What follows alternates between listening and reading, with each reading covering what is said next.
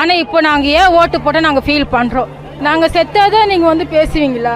5 ஆண்டுகள் வேலை செஞ்சு பணி நிரந்தரத்தை தரேன் நீங்கள் சொன்ன தினசரி நாங்கள் கேட்குறோம். நாங்கள் வேலையை அங்கே வேலை செய்கிறோம், இங்கே வந்து போராடுறோம் சார். வீட்டில் பசங்க பார்க்கணும், வீட்டில் வேலை செய்யணும், இங்கே வந்து காலையில சாயந்தரம் போராடி கொண்டு தான் செய்யும். ரொம்ப கஷ்டமா இருக்குது எங்களுக்கு, உடம்பெல்லாம் வலி எடுக்குது சார், எங்களால் உட்கார கூட முடியல சார். முன்னாடி இந்த ஆட்சியை பரவாயில்ல, இப்போ நினைக்கிறேங்க நாங்கள் இப்படி கையை காட்டி 2 கையை என் நெஞ்சில் குடியிருக்கும்னு சொல்லி மக்களே என்னாரு.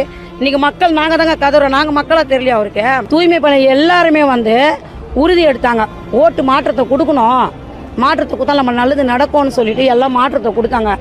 ஆனால் அன்றைக்கி எங்களை கூப்பிட்ட முதலமைச்சர் எங்களை கூப்பிட்டு உள்ளே வாங்கன்னு உட்கார வச்சு அவர் கையாலே எங்களுக்கு டீ கொடுத்தாரு, அவர் கையில் பிஸ்கட் கொடுத்தாரு, எங்களை தோல் மேலே கை போட்டு போட்டாரு, சால்வை போட்டார்.